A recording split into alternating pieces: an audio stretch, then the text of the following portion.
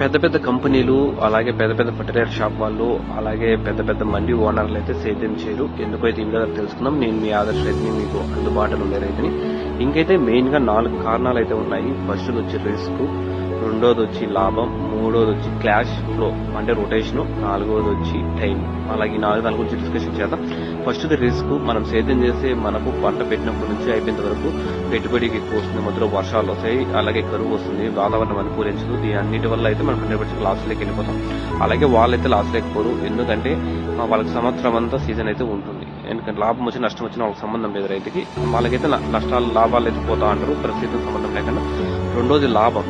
మనము 3-4 నెలలు అమౌంట్ ఒకే దాని మీద పెట్టేయాలి, తర్వాత అయితే మనకైతే అమౌంట్ వస్తుంది. వాళ్ళకి అలా ఉండదు, డైలీ అనేది షాప్ ఓపెన్ చేసే డబ్బులు అనేది వస్తుంది. ఇంకా మూడోది వచ్చి మనకి క్యాష్ రొటేషన్. మనకు డైలీ అనేది వాళ్ళకి డబ్బులు అనేది మా షాప్ ఓపెన్ చేసే రొటేషన్ అయితే ఉంటుంది, కానీ రైతుకి అనేది రొటేషన్ అయితే అవ్వదు.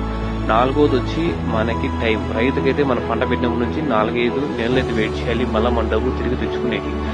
వీళ్ళకైతే అలాంటి అవసరం అయితే ఉండదు షాప్ వాళ్ళకి. ఎందుకంటే రోజు రొటేషన్ అయితే ఎంతైనా సంపాదించవచ్చు. కానీ మెయిన్ మన రైతులు కూడా రొటేషన్ అనేది నేర్చుకోవాలి. క్యాష్ అనేది రొటేషన్ అవుతానంటే మనమైతే గ్రో అప్ అవుతాం, లేకపోతే గ్రో డౌన్ అయితే అయిపోతాం. కాబట్టి చూసుకోవాలి. మెయిన్ గా ఈ కంపెనీలు కూడా సీడ్స్ కంపెనీలు ఉంటాయి, వాళ్ళు మాత్రమే కాంట్రాక్ట్ ఫార్మింగ్ చేసుకుంటారు. దానివల్ల అయితే కూడా లాస్ లేకైతే రైతుకి పెట్టేస్తారు. ఫస్ట్ 2 కటింగ్లు అయితే వాళ్ళు పెరుక్కొని వెళ్ళిపోతారు, ఎందుకంటే వాళ్ళకి సీడ్ కాదు కాబట్టి.